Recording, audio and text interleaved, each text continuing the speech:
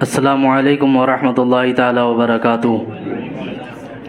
نحمد و نصلی علی رسول الکریم، اما بعد فاعوذ باللہ من الشیطان الرجیم، بسم اللہ الرحمن الرحیم۔ ان اللہ وملائکتہ یصلون علی النبی یا ایھا الذین آمنوا صلوا علیہ وسلموا تسلیما۔ اللہم صل علی سیدنا و شفیعنا مولانا محمد بارک وسلم، صلاۃ و سلام علیک یا رسول اللہ صلی اللہ تعالی علیہ وسلم۔ بحمدی تعالیٰ آج قرآن مجید کے تقریباً 24.5 پارے مکمل ہو گئے۔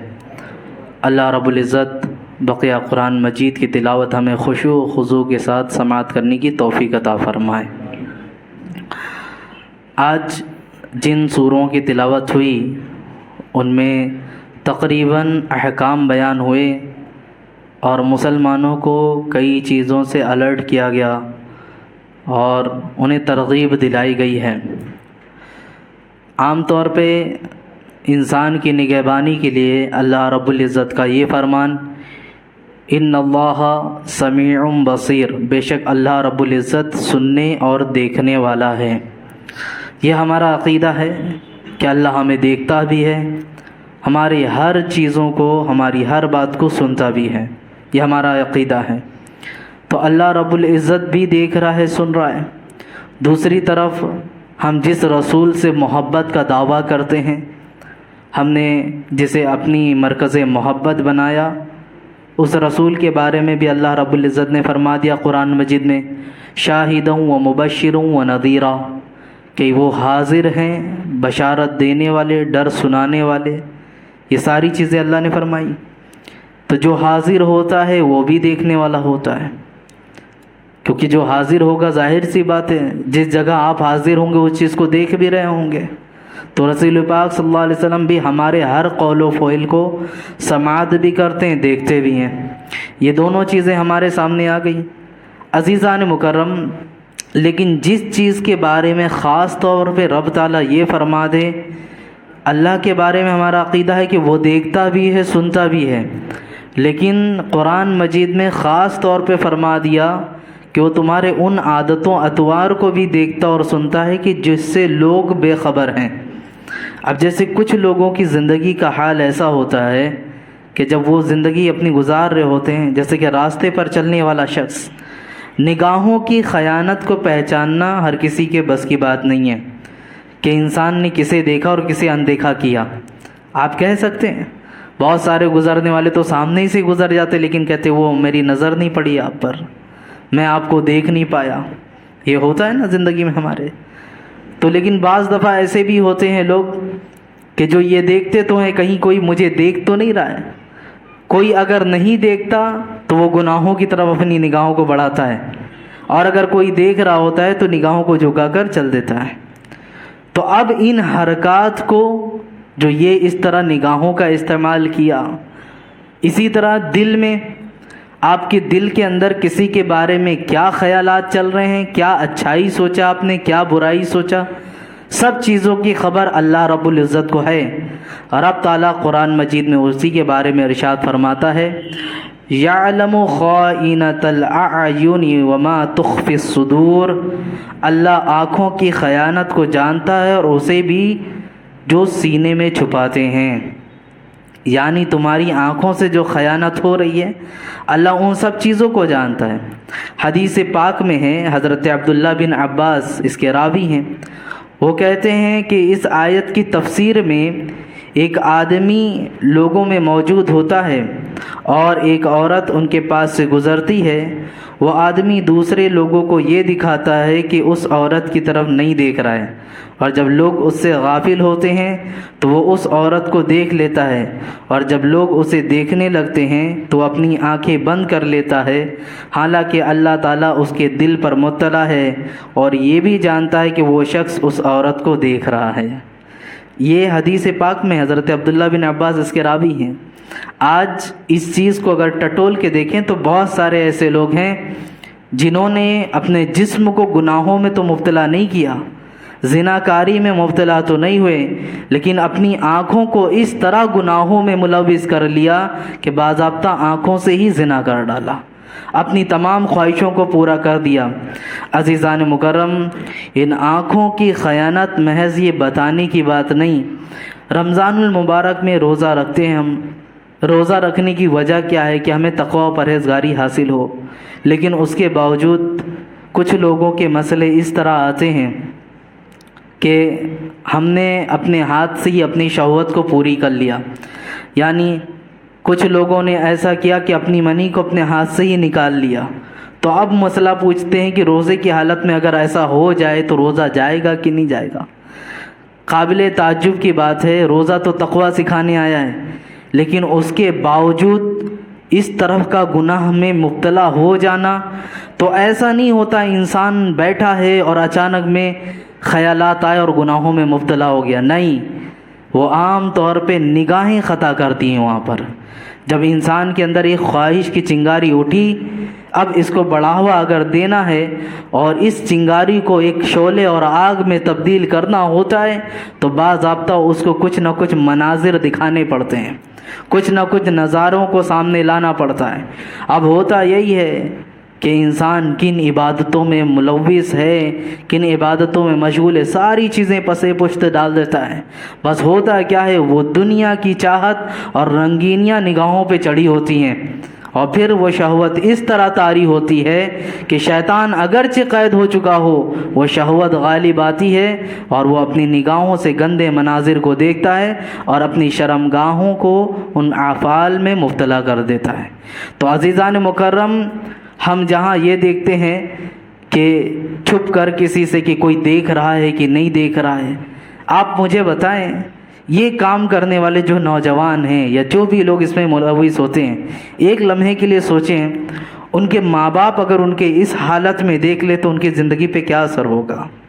وہ کیا منہ لے کر جائیں گے اپنے ماں باپ کے سامنے؟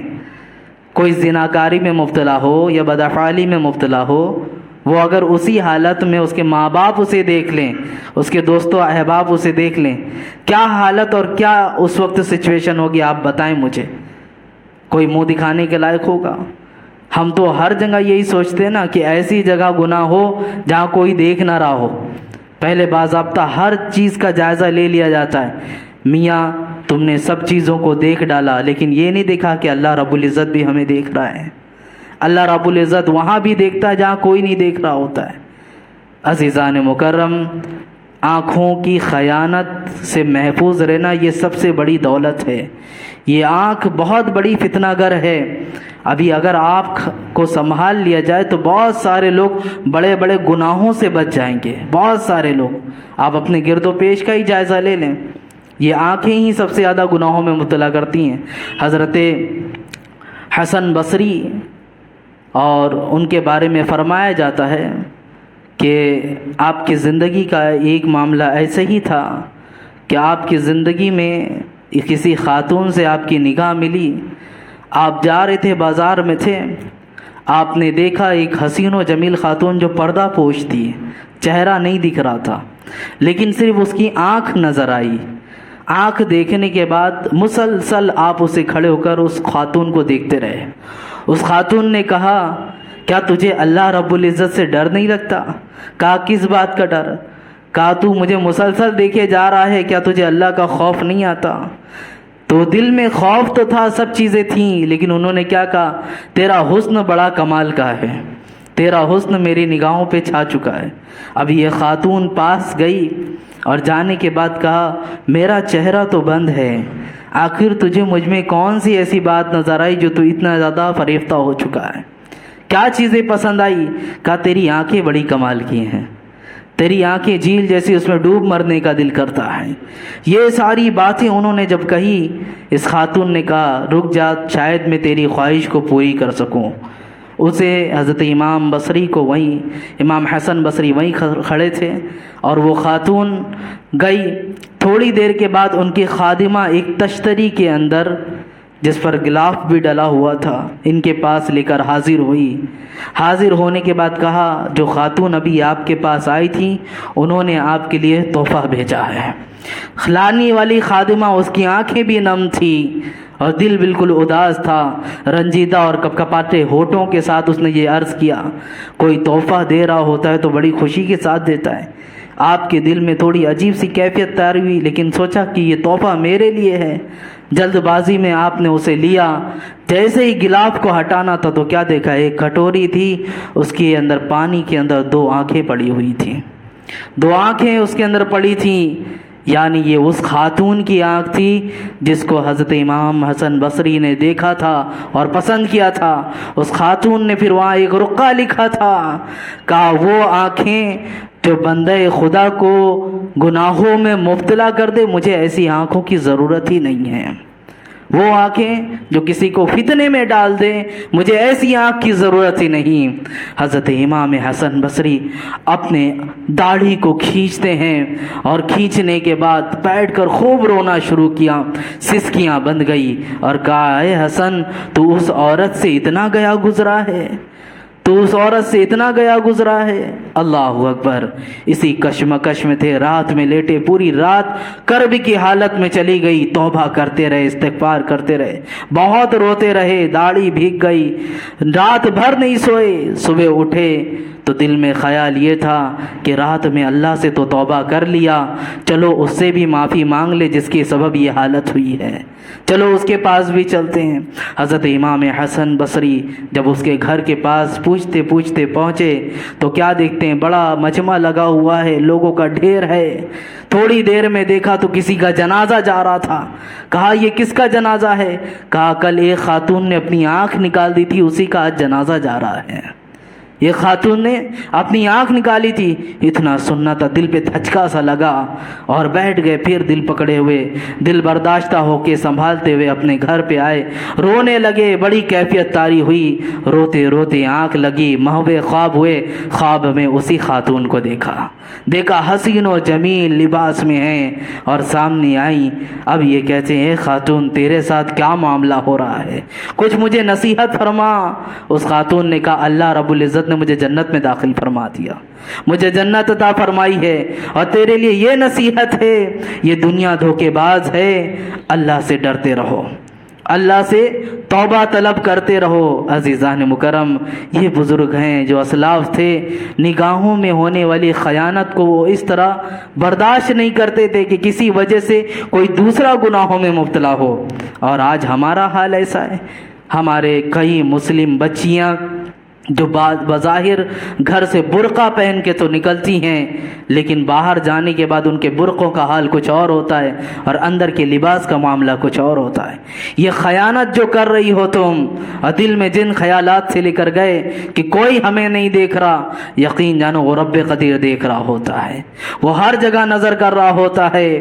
آپ جن جن چیزوں سے گناہوں میں مبتلا ہوتے ہیں، یہ آج اگرچہ تمہاری بات سن رہے ہوں، تمہارے متبع فرما بردار ہوں، لیکن ایک دن ہے فیصلے کا، جس دن کسی کی نہیں چلے گی۔ یہ ہاتھ بھی تمہارے نہ ہوں گے، یہ ہاتھ آپ کے، لیکن اس وقت آپ کے ہو کے آپ کے نہ ہوں گے، آپ کے خلاف گواہیاں دیں گے۔ یہ آنکھیں تمہاری ہو کے تمہاری نہ ہوں گی۔ قرآن اس کے بارے میں تو فرماتا ہے، الیوم نختم علی افواہہم وتکلمنا ایدیہم وتشہد ارجلہم بما کانوا یکسبون۔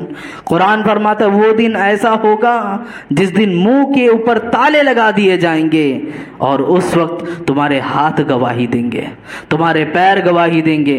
جن جن اعضاء سے گناہ کیا گیا، وہ سارے اعضاء اس دن رب کے بارے میں بارگاہ میں تمہارے بارے میں کیس کریں گے، مولا تو نے اسے ہاتھ دیا تھا، اس نے مس یوز کیا ہے، اس نے غلط استعمال کیا ہے۔ یہ انگلیاں آج ہم جب چاہتے تب اٹھا رہے ہیں، جس پہ چاہ رہے ہیں ہاتھ کو دراز کرتے ہیں، جہاں چاہتے ہیں ہاتھوں کا استعمال کرتے ہیں۔ یہی ہے، اس دن آپ دیکھیں گے کہ ان ہاتھوں سے ہی باضابطہ آپ کے بارے میں شکایتیں ہو رہی ہوں گی۔ عزیزان مکرم، اپنے ان ہاتھوں کو جو گناہوں سے آپ بچاتے نہیں، سنبھال کے رکھتے نہیں، یہ ہاتھ اس دن تمہارے خلاف کیس کریں گے۔ حضور صلی اللہ علیہ وسلم نے بہت سالوں پہلے ہی، تقریباً 1400 سال پہلے ہی بشارت دے دی تھی کہ قیامت کے قریب لوگ گناہ اپنے انگلیوں کے پور سے کریں گے۔ یہ انگلیوں کا پور ہے، اس سے ہی بتا دیا تھا، ابو داؤد کی حدیث ہے، انگلیوں کے پور سے۔ اس وقت تو سمجھ میں نہیں آتا تھا، یہ ایک چھوٹی سی انگلی کا یہ پور، اس سے کیا گناہ ہو سکتا ہے، آپ سوچیں ذرا۔ لیکن آج کے دور میں کوئی سوچنے کی ضرورت نہیں ہے، ٹچ اسکرین کا معاملہ ہے، آپ ٹچ کرتے ہیں، ساری خواہشیں آپ کے سامنے ہیں، آج اگر دوسرے الفاظ میں یہ کہا جائے کہ انسان کی شہوت سب سے زیادہ جہاں جس کی تکمیل ہوتی ہے وہ کون سی جگہ ہے، تو میں برجستہ کہوں گا وہ فون ہے، وہ موبائل ہے۔ آپ جن چیزوں کے بارے میں چاہیں، کھانے پینے سے لے کر گھومنے ٹہلنے سے لے کر اپنی عیاشیوں کے تمام اسباب کو پیدا کرنے کے لیے آپ اس کے ذریعے اپنے شہوت کو پورا کر سکتے ہیں۔ نہیں ہے ایسا؟ ساری اسمگلنگ ہو، چاہے نشے کے معاملات ہو، چاہے کھانے پینے کے ہو، یا شرم گاہ کو سکون پہنچانے کے معاملات، ساری چیزیں اس فون کے ذریعے ہو رہی ہے۔ آج اگر کوئی اس کے خلاف ہو جائے اور اس کو ایک پابندی سے اور احتیاط کے ساتھ چلانا شروع کر دے، دنیا کا بہت بڑا متقی و پرہیزگار شخص ہے وہ، جو اپنے آپ کو اس انٹرنیٹ کے دور میں ایسے موبائلوں سے سنبھال لے۔ میں یہ بہت بڑی بات کہہ رہا ہوں، آج ہم خود بھی دیکھیں، بسا اوقات ہاتھوں کے حال ایسے ہوتے ہیں کہ کوئی کام نہیں ہوتا ہمارا، ہم دو لوگوں کے درمیان بات بھی کر رہے ہوتے ہیں، ہمارے ہاتھ خود بخود جیب میں جاتے ہیں، فون نکلتا ہے، فون کو آن کرنا ہوتا ہے اور زبردستی خالی آن کر کے ہم آف کر دیتے ہیں۔ یہ کیا ہے؟ نہ کسی کا فون آیا ہے، نہ کسی کا میسج آیا ہے، کچھ بھی نہیں ہوا ہوتا، لیکن برجستہ یہ آپ دیکھیں 10 منٹ کی گفتگو میں وہ 10 سے زیادہ آپ کے سامنے فون آن کرے گا، آف کرے گا، آن کرے گا، آف کرے گا۔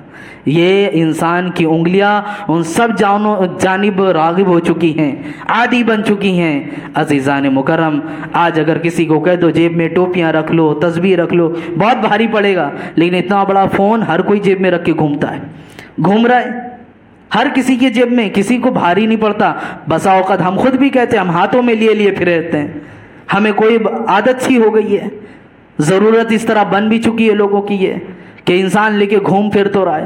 عزیزان مکرم، جہاں شہوت کی تکمیل کی اتنی بڑی چیز آپ اپنے ساتھ لے کے گھومتے ہوں، تو اس کو روکنے والی بھی چیز ہمیں اپنے ساتھ لے کے گھومنا چاہیے۔ جو حدیث میں نے آپ کے سامنے پیش کی کہ حضور صلی اللہ علیہ وسلم نے فرمایا قیامت کے قریب گناہ انگلیوں کے پور سے ہوں گے۔ اس وقت صحابیات موجود تھیں، انہوں نے عرض کیا یا رسول اللہ صلی اللہ علیہ وسلم، جب گناہ انگلیوں کے پور سے ہو رہے ہوں گے تو ہم اس وقت کیسے بچیں، کیا عمل کیا جائے؟ رسول پاک صلی اللہ علیہ وسلم نے فرمایا اس وقت تم اپنے ہاتھوں میں تسبیح اٹھا لینا، اللہ رب العزت تمہاری انگلیوں کو گناہوں سے محفوظ فرما دے گا۔ یہ تسبیح کے دانے یوں معاملے نہ سمجھیں، یہ تسبیحات جو ہم پڑھتے ہیں، آج ساری چیزیں ڈیجیٹل ہو گئی ہیں، کچھ تسبیح کے بھی دانوں کو جگہ آپ دیکھو موبائل کے اندر ہی ہے، ایپ ڈاؤن لوڈ کر کے اس میں ہی تسبیح پڑھی جا رہی ہے۔ میاں ان تسبیحوں کو لو، اس کے ایک ایک دانے کی بزرگوں نے یوں فضیلت بیان کی کہ جب محشر میں حساب کتاب کے بعد فیصلہ لیا جائے گا تو یہ تسبیح کے دانے جہنم کے دروازے پہ جا کر ڈھال بن جائیں گے تمہارے لیے۔ اور عزیزان مکرم، جن انگلیوں پہ تسبیح پڑھی جاتی ہے، تو آپ مجھے بتائیں ان ہاتھوں سے، ان آنکھوں سے، پیروں سے گناہ کیے گئے تو گناہ کی گواہی دیں گے؟ ان ہاتھوں پر اگر تسبیح پڑھی جائے تو اس کی گواہی نہیں دیں گے؟ کیا اس کی گواہی یہ نہیں دیں گے؟ یقیناً اس کی بھی گواہی دے گی، یہ انگلیاں بھی گواہی دیں گی، یہ نگاہیں بھی گواہی دیں گی۔ تو اس لیے اپنے ہاتھوں پیروں کو سنبھال کے رکھیں۔ عزیزان مکرم، گناہ ہو رہا ہوتا ہے تو باضابطہ ہم سوچتے ہیں کون دیکھ رہا ہے، کون نہیں دیکھ رہا ہے، کس کی نگاہ ہے، کس کی نگاہ نہیں ہے، لیکن قرآن مجید دیکھو کیا فرماتا ہے، کوئی دیکھ رہا ہو نہ دیکھ رہا ہو، رب تعالیٰ تمہاری نگاہوں کو ہی دیکھ رہا ہے خاص طور پہ۔ یہ نگاہوں کی خیانت سے بچو۔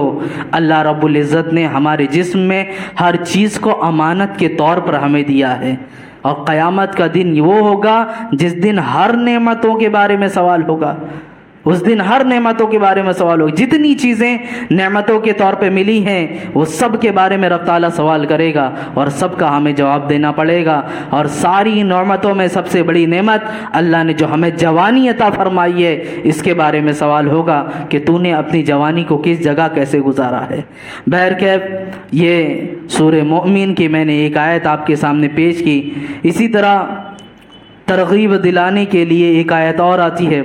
رب تعالیٰ قرآن مجید میں ارشاد فرماتا ہے یا قومی انما هذه الحیات الدنیا متاع وان الآخرة هی دار القرار، اے میری قوم یہ دنیا کی زندگی تو تھوڑا سا سامان ہی ہے، اور بے شک آخرت ہمیشہ رہنے کا گھر ہے۔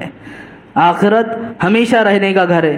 دنیا کا سامان تھوڑا کہا گیا، یہ دنیا اتنی بڑی ہے، لوگوں کی پراپرٹیاں دیکھی جائیں اور اس کی وسعت کو دیکھا جائے تو ہمیں بہت بڑی نظر آتی ہے، لیکن اب سوچیں اس کے سامان کو کیا کہا اللہ تعالیٰ نے، یہ تھوڑا ہے جس کی سمندر کی تہ کو ہم پتہ نہ کر سکیں، سمندر کے اندر کتنے چیزیں موجود ہیں ان کا اندازہ نہ لگا سکیں۔ اس دنیا کے بارے میں اللہ رب العزت کیا فرماتا ہے، یہ دنیا کا سامان تھوڑا ہے۔ حدیث پاک میں فرمایا گیا جنت میں ایک جگہ ہے جہاں جھاڑو رکھنے کے لیے ایک کونا ملتا ہے، وہ جھاڑو رکھنے کی جو کونے کی جگہ ہے، پوری دنیا کی قیمت ایک جگہ، اس جھاڑو رکھنے کی قیمت اپنی جگہ بھاری پڑ جائے گی۔ اتنی قیمتی بنا کر رکھا ہے اللہ نے جنت کو۔ اور عزیزان مکرم، ہم یہاں کے کن چیزوں میں ملوث ہیں؟ انسان دن بھر مالی مالی، میرا مال کہتے رہتا ہے۔ اس کا مال تو ہے ہی نہیں، بنائیں گے ہم، محنت کریں گے ہم، رہے گا کوئی اور حساب ہمیں دینا پڑے گا۔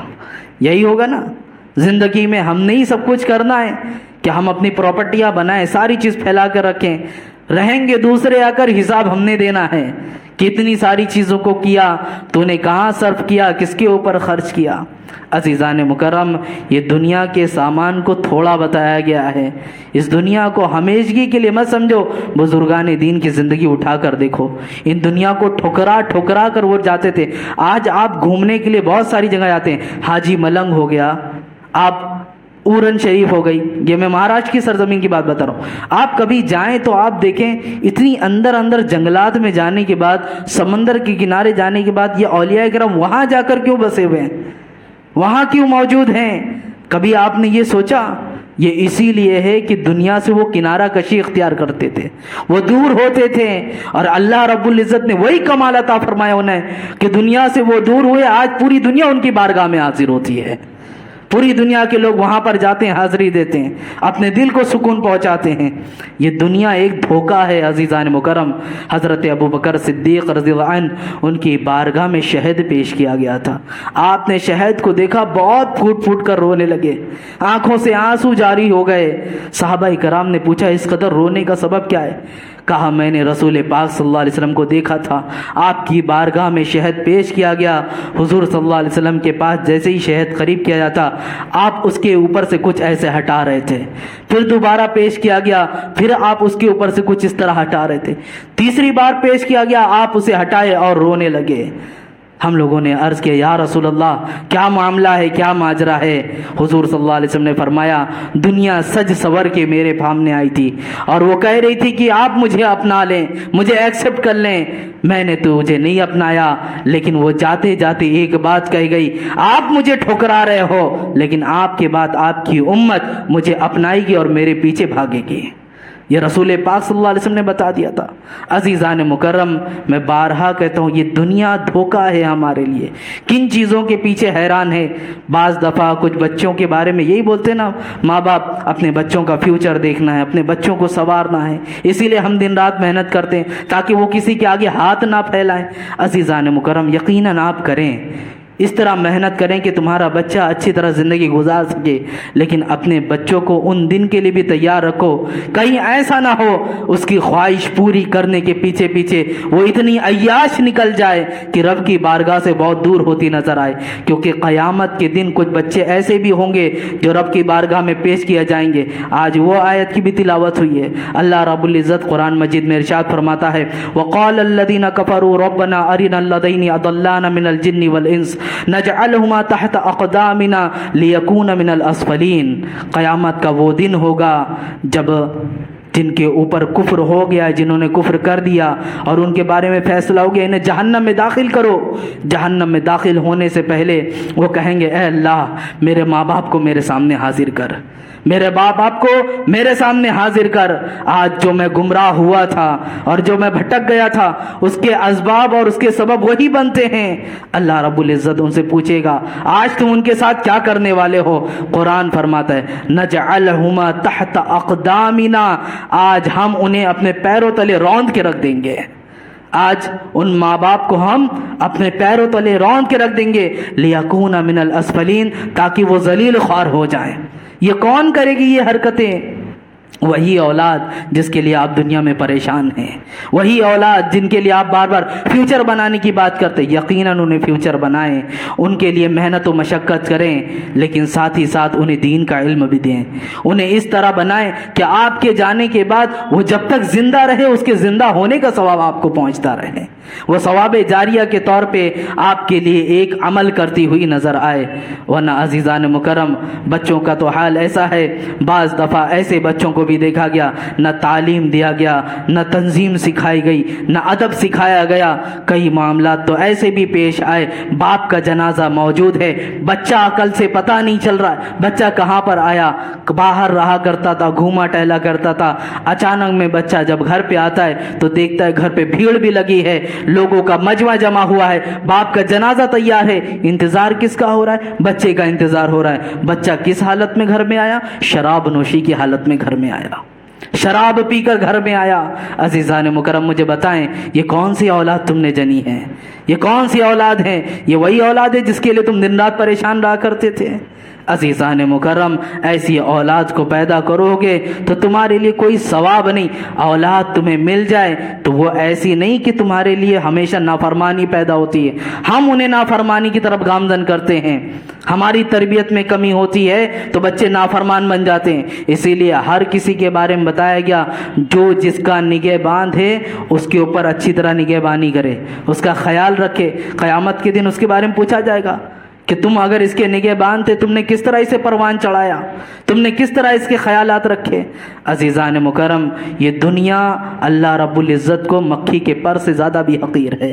ایک مرتبہ حضور صلی اللہ علیہ وسلم ایک مقام سے گزر رہے تھے، ایک بکری پڑی ہوئی تھی، جو بکری بالکل سڑ چکی تھی، غلاظت میں ملوث تھی، کیڑے پڑ چکے تھے اس کے اندر۔ صحابہ کرام بھی آپ کے ساتھ تھے، آپ وہاں سے گزر رہے تھے، آپ نے کہا اس بکری کے بارے میں تمہارا کیا خیال ہے؟ کہا یا رسول اللہ اس کے اندر سے اتنی سخت بدبو آ رہی ہے کوئی یہاں سے گزرنا بھی پسند نہ کرے گا۔ کہا اللہ رب العزت کے نزدیک دنیا اس سے بھی زیادہ ذلیل و خوار ہے۔ یہ دنیا جو لفظ ہے، دنیا ہے کیا؟ یہ دنیا ہے کیا؟ یہاں کا مال، یہاں کی رنگینیاں، یہاں کی تمام آسائشیں، یہی دنیا ہے، اور یہ مومن کا ٹھکانہ نہیں ہے، یہ مومن کے لیے نہیں ہے۔ مومن کے لیے اسی دنیا کو یہ فرمایا گیا یہ مومن کے لیے قید خانہ اور کافروں کے لیے جنت ہے۔ اگر یہ ہمارے لیے ہوتی تو کبھی بھی اللہ رب العزت کسی کافر کو یہ نہ عطا فرماتا، یہ مسلمان کو ہی مل کے رہتی۔ عزیزان مکرم، زکوٰۃ کی جو حکمت بتائی گئی اس میں ایک سب سے بڑی وجہ یہ بھی ہے کہ مال و دولت تمہارے پاس آ جائے تو اس میں سے کچھ حصہ نکالو تاکہ اس سے دنیا کی محبت بھی کم ہوتی ہوئی نظر آئے۔ زکوٰۃ کا جو فلسفہ رکھا گیا اس میں ایک بہت بڑی چیز یہی ہے۔ قارون کو آپ نے دیکھا تھا، زکوٰۃ نکالنے کی بات آئی تھی، بہت بڑی پراپرٹی تھی اس کی، بہت خزانے تھے، لیکن وہ دنیا کی محبت ہی غالب آئی کہ میں زکوٰۃ نکالوں گا تو اتنی ہی رقم نکل جائے گی، تو وہاں پر وہ دیکھو کس طرح پھرا، گمراہ ہوا۔ عزیزان مکرم، یہ دنیا جب غالب آ جائے تو انسان اپنی نفس پرستی اور انسان اپنی خواہش کو پورا کرنا شروع کر دیتا ہے۔ ابھی کل کی نیوز ہے، میں سماچار میں ایک دیکھ رہا تھا، مہاراشٹر کی جنگلوں کی طرف کی کچھ بات آ رہی ہے، 4 لوگوں نے مل کر ایک چھپکلی کے ساتھ ریپ کیا ہے۔ آپ سنیں گے تعجب بھی ہوگا، ہنسی کی بات آئے گی کہ انسان انسانوں سے خواہش کر سکتا ہے۔ یہ چھپکلی، جنگلی جو چھپکلی ہوتی ہیں بڑی والی، چھوٹی چھپکلیوں کی بات نہیں کروں میں، ایک بڑی چھپکلی جو ہوتی شاید اسے کچھ اور بھی بولتے ہوں، اس چھپکلی کے ساتھ وہ اصل میں شکاری بھی تھے۔ سن کر جسم میں عجیب سی حرکت بھی پیدا ہوئی، یہ انسان کس قدر گر چکا ہے، اپنی خواہشوں کو ان سے پورا کر رہا ہے۔ عزیزان مکرم، پھر سمجھ میں آئی بات، یہ دنیا جب کسی کی نظروں پہ چڑھ جائے تو انسان کچھ بھی کر سکتا ہے۔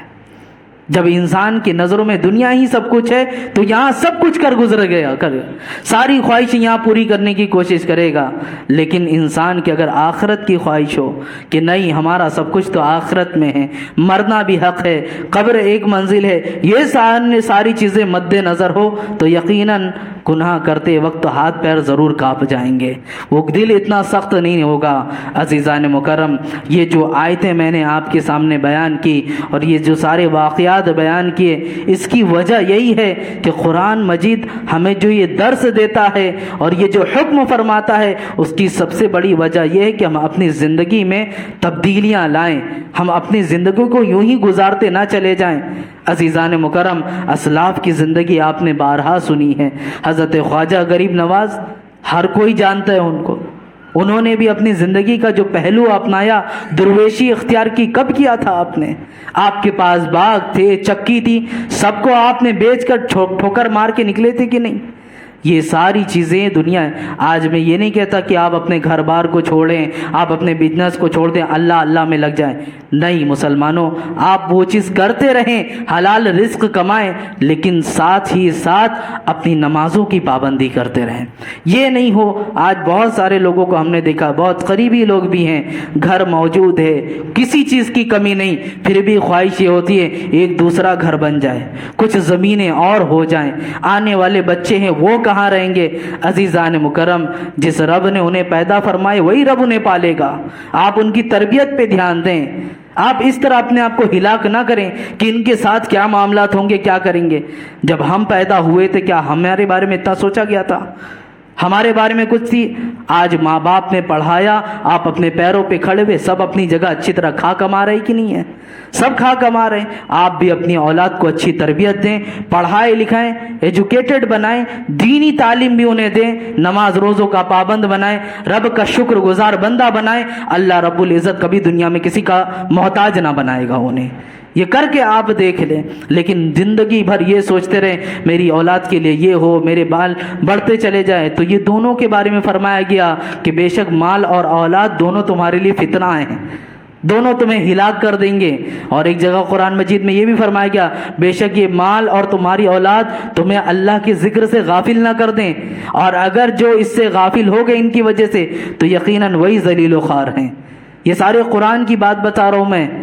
دو چیزیں جن کو لے کر آج انسان سب سے زیادہ پریشان ہے, مال و دولت اور اپنی اولاد.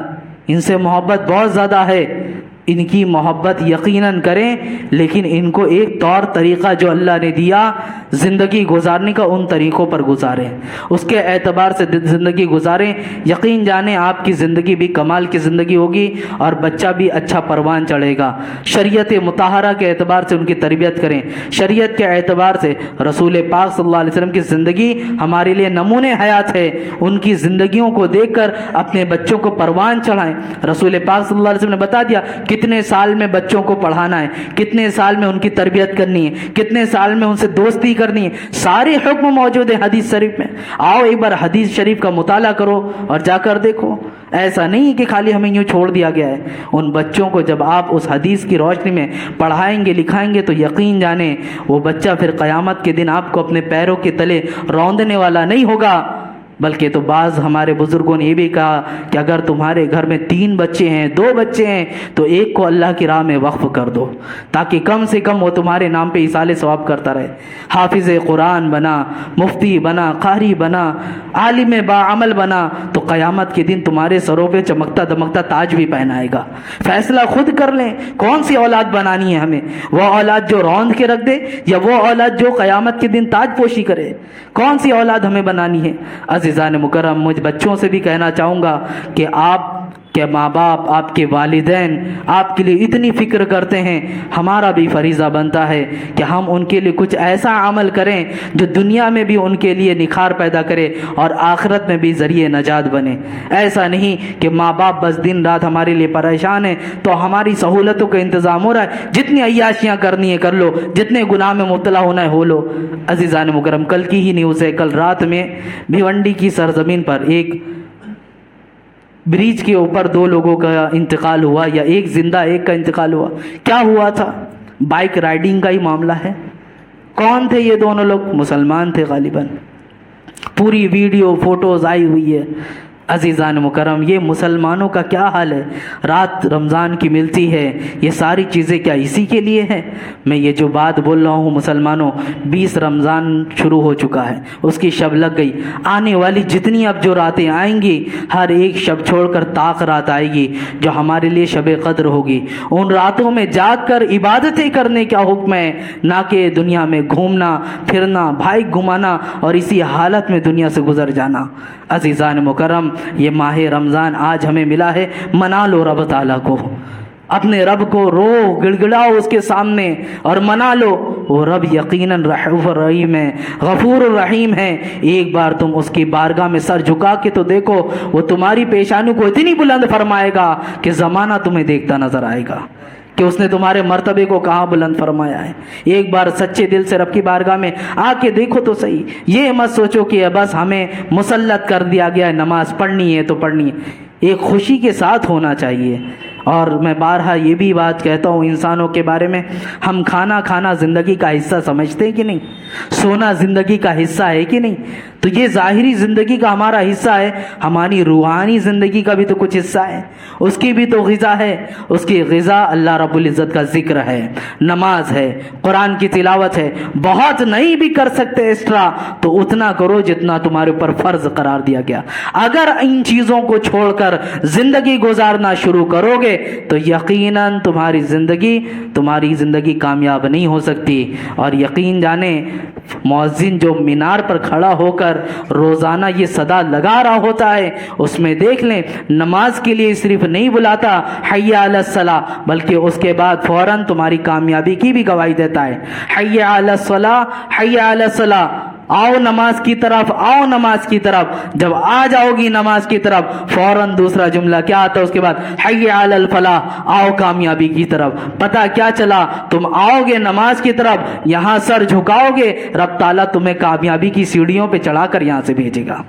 یہ تمام چیزیں تمہیں نظر آئے گی۔ عزیزان مکرم، اپنی زندگی کے شب و روز میں تبدیلیاں لائیں۔ آج دن بدن دن ایسے ہوتے جائیں گے کہ آپ کی مصروفیت بڑھتی چلی جائے گی، اس لیے طول عمل بھی اس زندگی میں مت رکھیں۔ آگے زندگی ہوگی تو یہ عمل کریں گے، بعد میں یہ کام کریں گے، نہیں۔ آج اگر ہمیں سعادت بخشی ہے اللہ نے، یہ وقت میسر کیا ہے، تو پھر میں کہتا ہوں لوٹ آؤ اپنے رب کی بارگاہ میں، اسے منا لو، اسے منا لو۔ آج ہم منا لیں گے، کل کے کیا معلوم ہمارے لیے یہ دن میسر آئے کہ نہ آئے، ہم زندہ ہو کہ نہ ہو۔ بڑھاپوں کا انتظار مت کرو، آج جس حال میں ہو۔ اور ایک بات یاد رکھنا، بوڑھے کی توبہ سے زیادہ اللہ رب العزت کو نوجوان کی توبہ پسند ہے، بوڑھے کی عبادت سے زیادہ اللہ رب العزت کو نوجوانوں کی عبادت پسند ہے۔ یہ بات ہمیشہ یاد رکھنا۔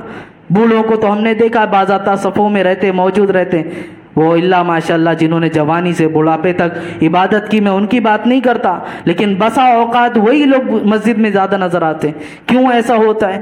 کیونکہ نیند بھی پوری نہیں آ پاتی، بستر پہ کروٹ لے لے کے دن گزر جاتے ہیں۔ ایک بچوں کی طرف وہ دن گزر رہا ہوتا ہے نا، قرآن فرماتا ہے وَنُعَمِّرْهُ نُنَكِّسْهُ فِي الْخَلْقِ، اور ہم پھر انہیں بڑھاپے کی طرف پھیر دیں گے، یعنی وہ بڑھاپا جو ہے وہ پھر سے بچپنوں کی طرف ہو جائے گا۔ باتوں میں چڑ پیدا ہو جانا، ساری چیزیں کر لینا۔ آج طاقت ہے، کھڑے ہو کر نماز پڑھ سکتے ہو، صحیح سالم سجدہ کر سکتے ہو، آؤ رب کی بارگاہ میں مکمل عبادت کر لو۔ بعد میں آؤ گے، ہاتھ پیر سلامت ہے کہ نہیں، کرسیوں کے لیے جھگڑا ہوگا، بیٹھنے اٹھنے کے لیے ترسیں گے، عبادتوں کا مسئلہ ہوگا۔ اس سے پہلے کہ یہ ساری نوبتیں آئیں، ابھی آؤ اچھی طرح عبادت کرو اور اپنے رب کو منا لو۔ یہ قرآن مجید کی چند آیتیں تھیں جس کے متعلق میں نے آپ کے سامنے احکام پیش کہ اور بھی اس طرح کی چیزیں ہیں۔ مسلسل اللہ رب العزت نے ہر سورے میں اپنی وحدانیت کا اقرار کرایا، اور ساتھ ہی ساتھ انبیاء کرام کی زندگی بھی بیان فرمائی کہ کس طرح انہیں جھٹلایا گیا، اور جن قوموں نے جھٹلایا تھا ان پر عذابات آئے۔ تقریباً ہر سورے کے اندر یہ سارے واقعات مختصر آئی ہیں، لیکن آج میں نے سوچا کچھ چیزیں اللہ رب العزت کے فرامین کے مطابق آپ کو بتایا جائے، تو یہ زندگی گزارنے کے لیے ہمارے بارے میں جو فرمایا گیا، اپنی نگاہوں کی حفاظت کرو۔ اور ہم کوئی نہیں ہوتے کہ ہم خود سے اپنی نگاہوں کی حفاظت کریں. اپنی پوری زندگی کو شب و روز کو رب کے حوالے کر دو کہ اے اللہ میری آنکھیں، میرا جسم، میرا سطر سب تیرے حفظ و امان میں دیا، تو ہی اس کی حفاظت فرما، تو ہی ہمیں گناہوں سے بچا، کیونکہ ہمارا نفس تو بہت ناکارہ عیار ہے. اگر ایک لمحے کے لیے بھی تو نے ہمیں چھوڑ دیا تو یقیناً ہم گناہوں میں مبتلا ہو جائیں گے. اس لیے ہم وقت اس بات کی دعا کرتے رہے، مولا تو ایک آن کے لیے بھی اپنی نگرانی سے، اپنی حفاظت سے ہمیں محروم نہ فرما. اور یہی دعا ابھی بھی کروں گا، مولا تعالیٰ ہم سب کو اپنا حفظ و امان عطا فرمائے. اے پاک پروردگار عالم، ہم سب کو اٹھنے سے پہلے بخشوں میں شمار عطا فرما. مولا تعالیٰ جو کچھ بھی کہا اس پر کہنے سننے سے زیادہ عمل کی توفیق عطا فرما. اے اللہ ہماری نگاہوں کی خیانت سے ہماری حفاظت فرما. مولا ہم نے اپنی نگاہوں کو، شرمگاہوں کو، دست و پا کو تیرے حفظ و امان میں دیا، ہمارے ان اعضاء کی تو حفاظت فرما.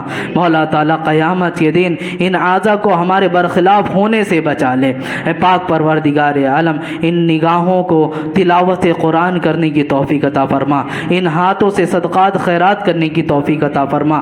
مولا تعالیٰ زبان سے تو ذکر و اذکار کی توفیق عطا فرما. مولا تیری بارگاہ میں اتنی ہی التجا اور دعا ہے، دن بھر نہ جانے زبان سے کیا کیا بکے، مولا ان تمام سیئات کو حسنات میں تبدیل فرما.